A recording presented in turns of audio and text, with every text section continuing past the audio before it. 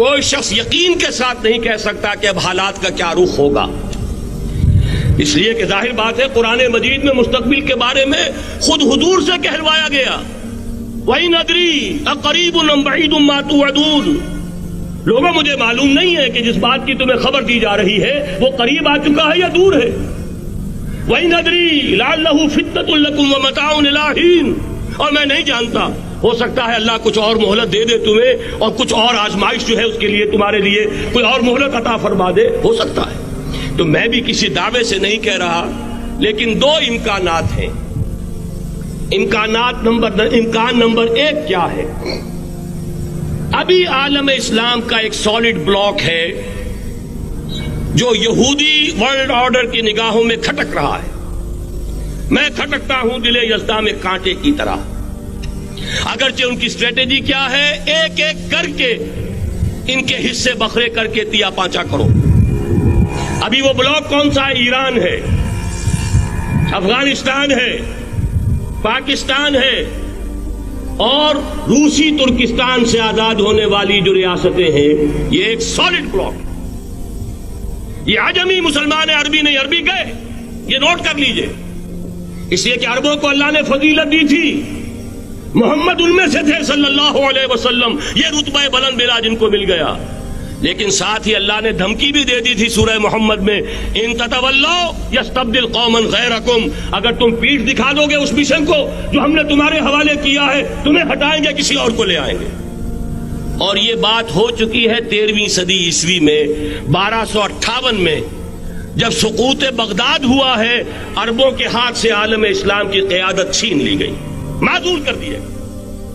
اس کے بعد قیادت کن کے ہاتھوں میں آئی؟ ترکوں کے ہاتھ میں۔ ترکان تیموری ہندوستان میں، ترکان صفوی ایران میں، ترکان سلجوقی مڈل ایسٹ میں، اور ترکان عثمانی کا تو کہنا ہی کیا ہے۔ وہ ایشیا مائنر سے چل کر، آپ کو معلوم ہے کہ مشرقی یورپ کا کتنا بڑا علاقہ، دی گریٹ آٹومان امپائر اس صدی کے آغاز تک قائم تھی۔ اس صدی میں عجیب عجیب معجزے ہوئے ہیں۔ گریٹ آٹومان امپائر جو 3 بر اعظموں پر محیط، نام و نشان ختم۔ The great U S S R, نام و نشان ختم۔ اب تو روس صاحب ایک ملک کی حیثیت سے رہ گئے۔ یہ اس صدی میں 2 اور وقت نہیں ہے میں اور آپ کو کیا بتاؤں، اس صدی میں تو بڑے بڑے عجیب عجوبے ہوئے ہیں، بڑی بڑی 2 عظیم جنگیں ہو چکی ہیں، تیسری جو ہے سر پر کھڑی ہے، دور نہیں ہے، جس کو حدیث میں کہا گیا ہے الملحمۃ العظمیٰ، تاریخ انسانی کی عظیم ترین جنگ، اور وہی صلیبی جنگ جس کا آغاز بوسنیا سے ہو چکا ہے۔ بہرحال اس وقت جو میں کہہ رہا تھا، ورنہ میرے پاس تو یعنی یہ کہ درد دل کہنے کے لیے وقت نہیں ہے، مجھے اپنی بات کو محدود کرنا پڑ رہا ہے، لیکن میں اب آ رہا ہوں اصل موضوع کی طرف، کہ ایک امکان تو یہ ہے کہ اس بلاک میں اسلام کا احیاء ہو، اور اس کے لیے کچھ نویدیں بھی موجود ہیں احادیث نبویہ میں۔ وہ تو آپ نے سنا ہوگا اقبال کا شعر، میرے عرب کو آئی ٹھنڈی ہوا جہاں سے، میرا وطن وہی ہے، میرا وطن وہی ہے۔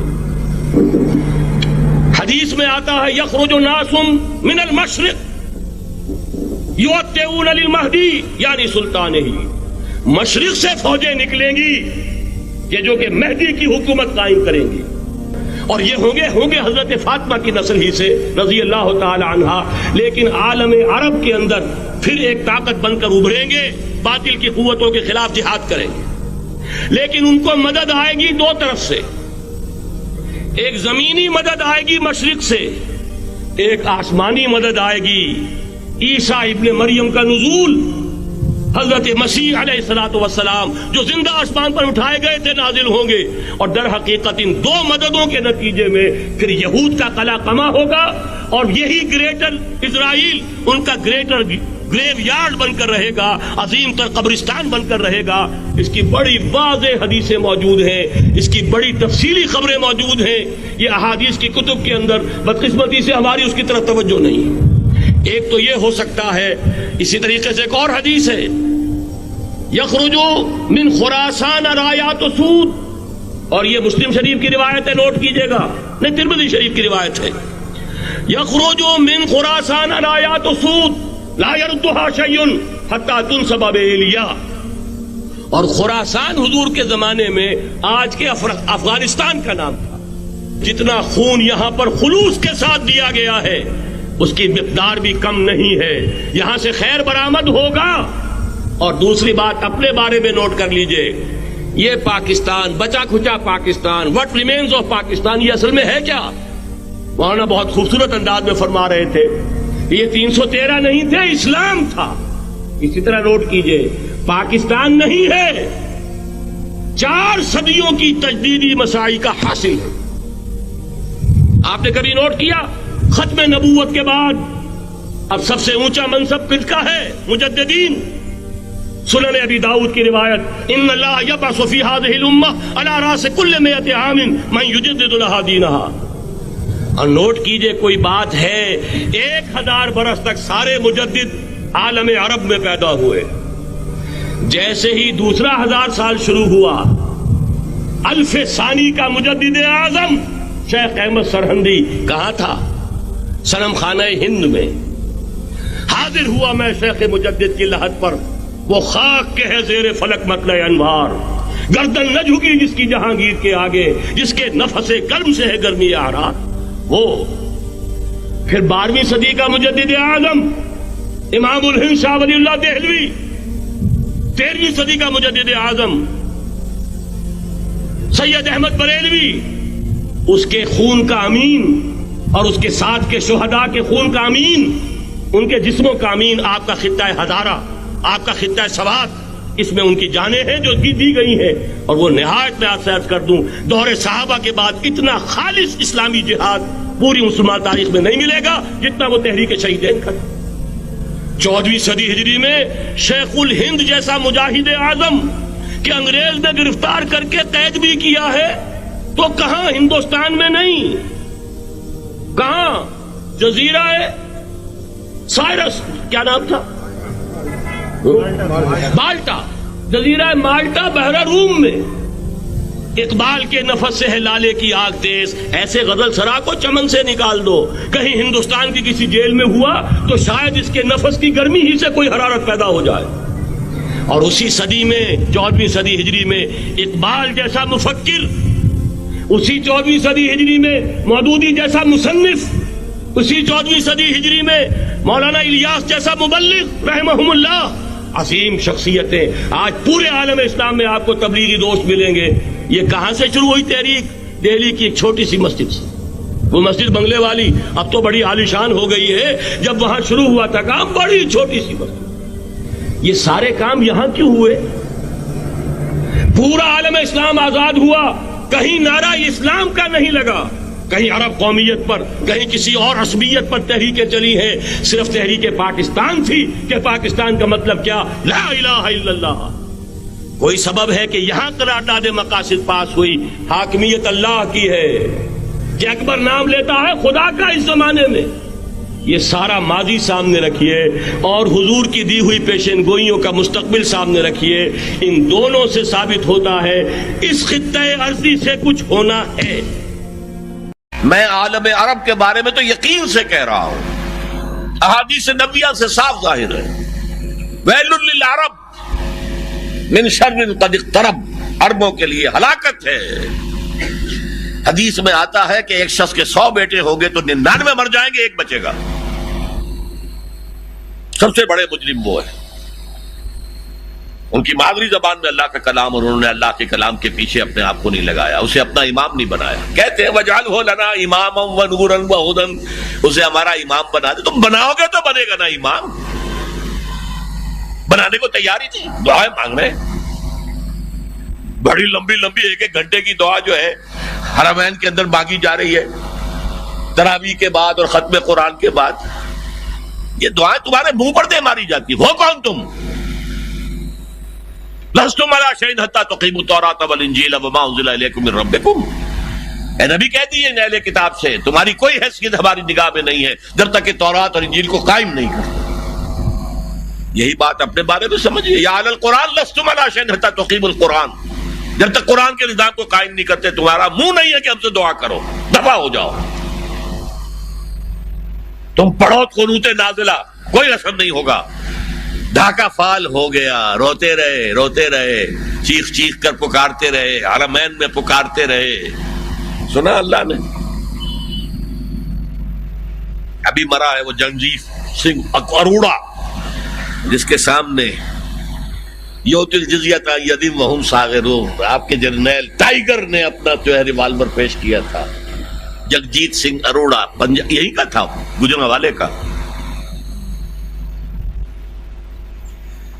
بہرحال ابھی ایک امید ہے، جب تک بھی اللہ تعالیٰ مہلت دیتے، لیکن اس کا راستہ کیا ہے؟ پہلے تو میں امید افزا باتیں آپ کو بتا دوں۔ احادیث صحیحہ میں اس کی خبر دی گئی ہے کہ قیامت سے قبل پوری دنیا میں اسلام کا نظام قائم ہوگا، اور یہ اتنی پختہ حدیثیں ہیں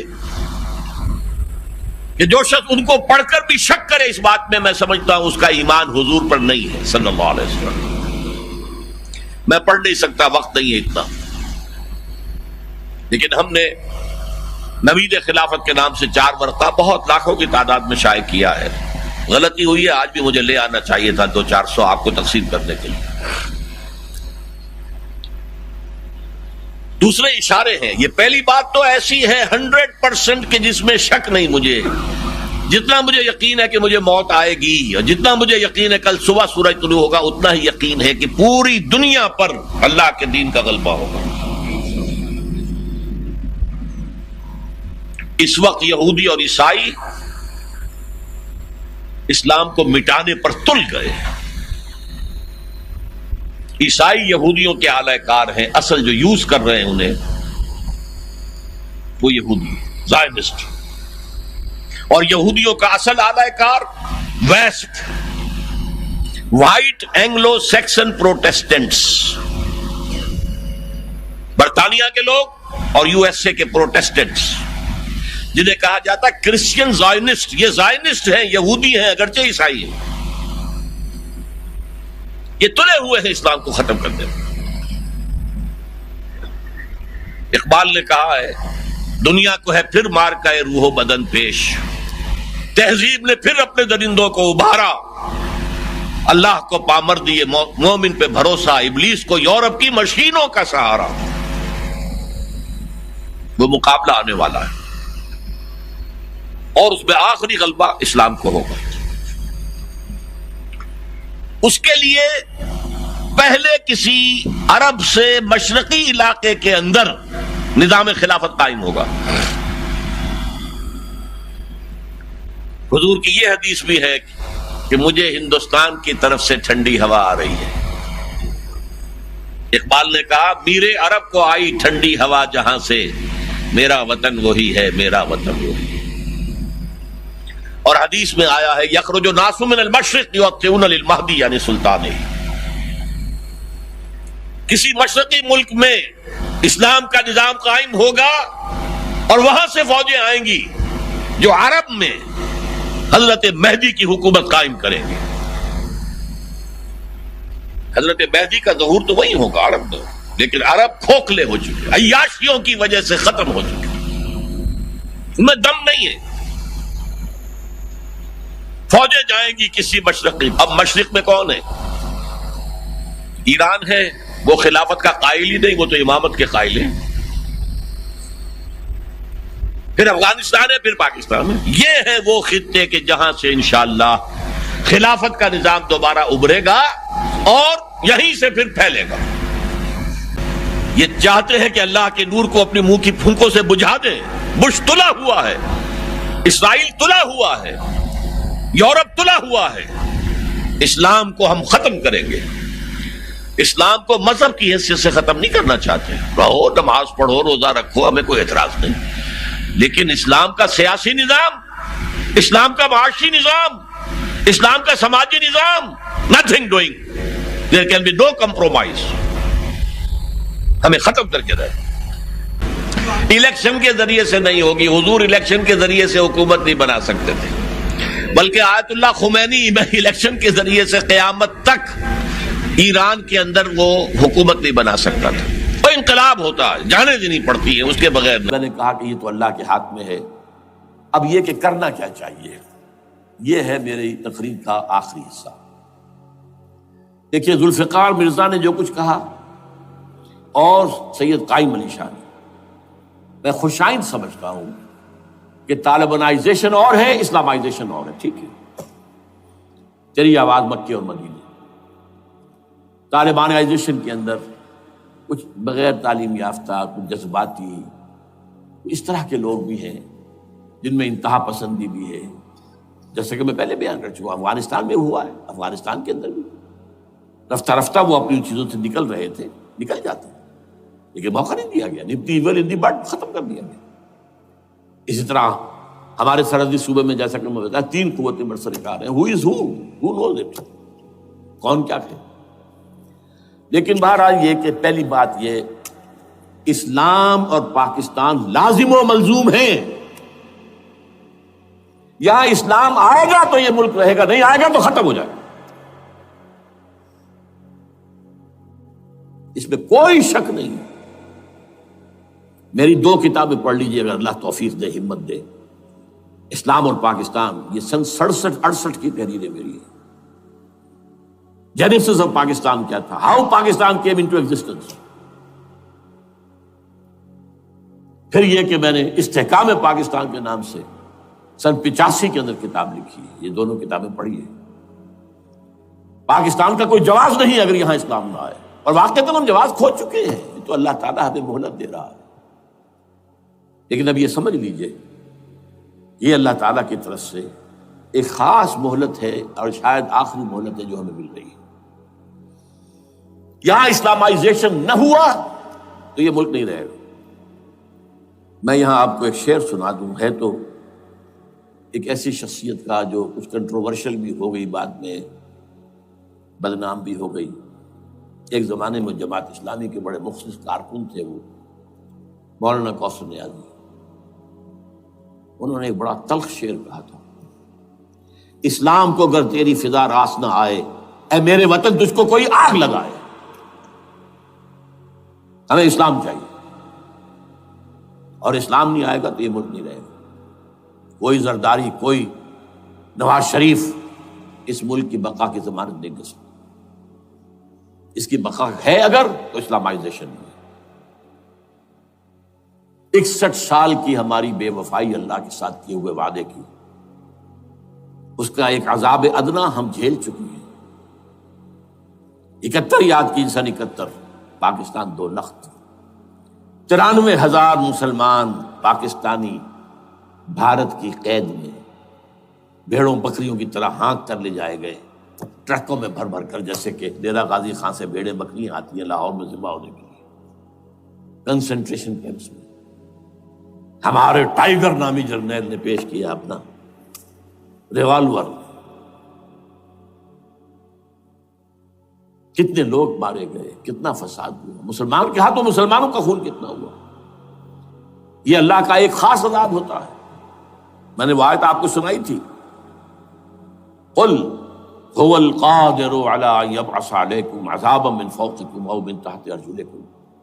اے نبی سے کہہ دیجیے اللہ اس پر قدرت رکھتا ہے، جب چاہے تم پر کوئی عذاب اوپر سے بھیج دے، تمہاری زمین کے نیچے سے نکال دے. زلزلہ آیا تھا کہ نہیں؟ او یلبسکم شیعا، ایک تیسری شکل بھی ہے. نہ اللہ آسمان کو کوئی تکلیف دے، نہ زمین کو. زمین پھٹے گی تو آدمی جائے گا نا اندر، بلکہ تمہیں گروہوں میں تقسیم کر کے، او یلبسکم شیعا فیذیق بعضکم بعض بعض، تو ایک دوسرے کی قوت کا ایک دوسرے کو مزہ چکھائے. تم خود ایک دوسرے کے گلے کاٹو. ہمیں کسی اور قوم کو تکلیف دینے کی ضرورت نہیں ہوگی. یہ کام ہمارے ساتھ ہو چکا ہے 1971 میں.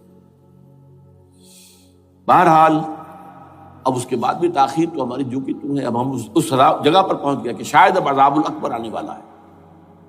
وہ آیت بھی میں نے شروع میں پڑھی تھی، وَلَنُذِيقَنَّهُم مِّنَ الْعَذَابِ الْأَدْنَىٰ دُونَ الْعَذَابِ الْأَكْبَرِ لَعَلَّهُمْ يَرْجِعُونَ. چھوٹا عذاب آیا سن 71 میں پاکستان. بہرحال مغربی پاکستان تو برقرار رہا، اس کا نام بھی پاکستان رہا. اب شاید بڑا عذاب آ رہا ہو، بلکنائزیشن جس کے نقشے جو ہیں دنیا میں شائع کیے جا چکے ہیں. اور اس اسلامائزیشن کے لیے جو میں کہہ رہا ہوں کہ اس کے بغیر یہاں پاکستان نہیں رہے گا، اس کے لیے اس کی جو دستوری تدریجی قانونی پرامن اگر راستہ اختیار نہ کیا گیا تو ملیٹنسی بڑھے گی، یہ رکنے والی نہیں ہے۔ یہ جو اوپر کا جو علاقہ ہے، ایک ٹرائنگل ہے جس کا نقشہ کھینچا ہے ایک بہت بڑے مصری ادیب اور مورخ نے، شکیب ارسلہ ان کا نام تھا۔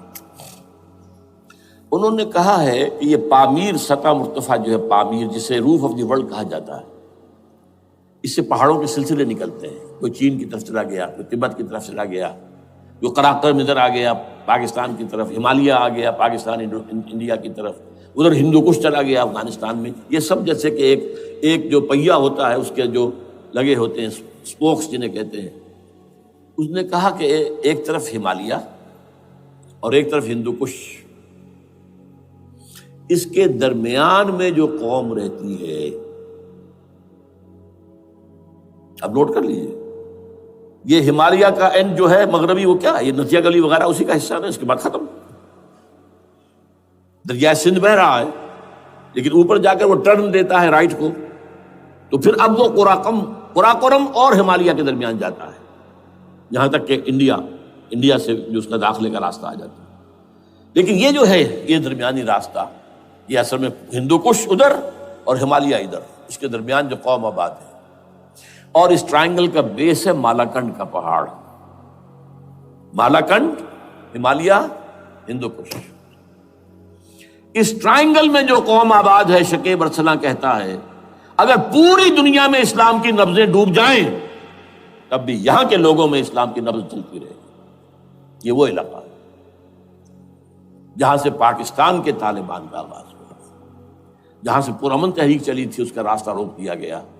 اب وہ شدت پسندی پر آ گئے، اور یہ شدت پسندی بڑھے گی اگر آپ نے تشدد سے روکا، اگر امریکہ کے چمچے بنے رہے، اگر امریکی ایجنڈے ہی کو پورا کرتے رہے اور اپنے لوگوں کو مارتے رہے، تو جواب میں گر ایک چراغ حقیقت قبول کیا تم نے تو موج دودھ سے 100 آفتاب ابھریں گے۔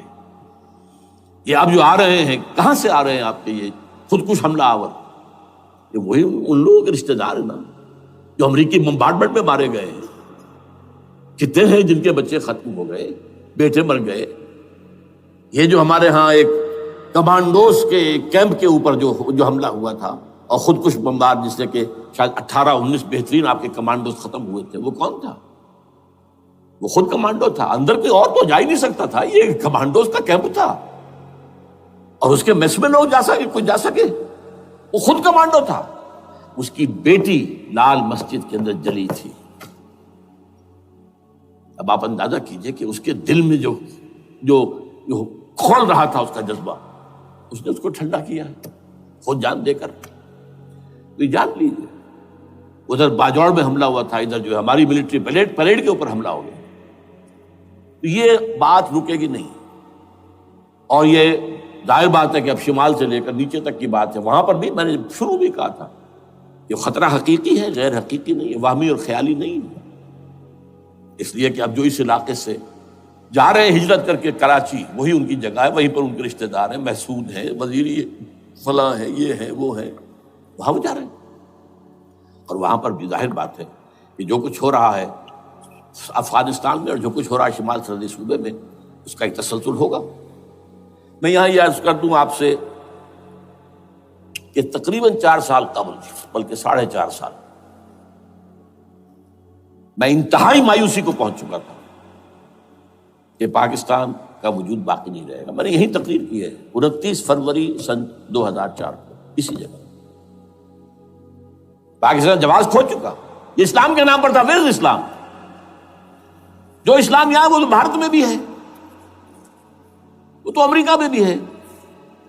وہ کہاں ہے اسلام کا سیاسی نظام، اسلام کا تعزیراتی نظام، اسلام کا کرمنل لا، اسلام کا سول لا، اسلام کے فیملی لاز کہاں بنائے تھے اس شخص نے جو فیلڈ مارشل بنا تھا، خود ساختہ، جو اس نے قوانین بنائے تھے؟ تمام علماء نے کہا تھا، تمام مکتبہ فکر کہ غلط ہے، تحریک کوئی نہیں اٹھائی، یہ ان کی غلطی تھی، کوتاہی تھی۔ جمہوریت کی تحریک میں شامل ہو گئے، اس پر کوئی تحریک نہیں چلائی۔ بہرحال وہ نظام کہاں ہے؟ وہ نظام تو قائم نہیں کیا۔ اس حوالے سے یہ اپنا جواز کھو چکا ہے۔ دو ریشنل ریزون دیت جسے کہتے ہیں فرینچ کے اندر، ریزون دیت کسی چیز کی ریزن، ریشنل آف ایگزسٹنس۔ اس کے بعد یہ ہے کہ پچھلے سال سے کچھ مایوسی میں کمی ہوئی۔ نمبر ایک، chief justice of Pakistan Iftikhar Muhammad Chaudhry کے اندر ہمت اللہ نے دی، وہ کھڑا ہو گیا۔ جرنیلوں کے جمگھٹے کے اندر ایک سویلین آدمی جو ہے جس درجے کا مرغوب ہو سکتا ہے آپ اس کا اندازہ کر لیجیے۔ اور اس کے بعد اسپونٹینیس موومنٹ وہ کلا ہے، انہومی شے، سوچ نہیں سکتے ہم۔ یہ موومنٹ جو ہے یہ کوئی اسٹریٹ ارچنز کی چلائی ہوئی نہیں ہے، یہ ہمارے ہاں کے گاموں ماجھوں کی نہیں ہے، بلکہ یہ تو پڑھے لکھے لوگ، وکیل، کالے کوٹ، کالی ٹائیاں، پینٹ، یہ جو سختیاں جھیلی ہیں انہوں نے، ابھی تک وہ تحریک چل رہی ہے۔ اگر اس سے ظاہر بات ہے وقت گزرنے کے ساتھ ساتھ اس کی وہ تیزی اور تندی میں تو کمی آئی، اور حکومت کو موقع ملا ان کے اندر کوئی رفت پیدا کرنے کا بھی۔ لیکن بہرحال ان دونوں چیزوں سے میری مایوسی میں قدرے کمی ہوئی۔ اب دوسری بات وہ تھی 18 فروری کے الیکشن کا پرامن طور پر منعقد ہو جانا۔ میں یہ سمجھتا تھا کہ جو اس کے اندر دخل اندازی ہے، ریگنگ ہو گئی ہوئے، کیسے ممکن ہے پاکستان میں الیکشن ہو اور ریگنگ نہ ہو؟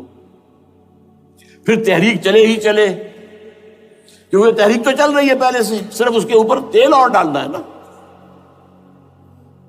اور پھر بدامنی ہوئی ہو، اور پھر دونوں طرف گدھ بیٹھے ہوئے ہیں، the NATO forces in the west, Indian forces on the east, they will march into Pakistan, اور پاکستان کے ایٹمی دانت توڑ کر Pakistan will be put at the mercy of India, Bharat, now do whatever you like.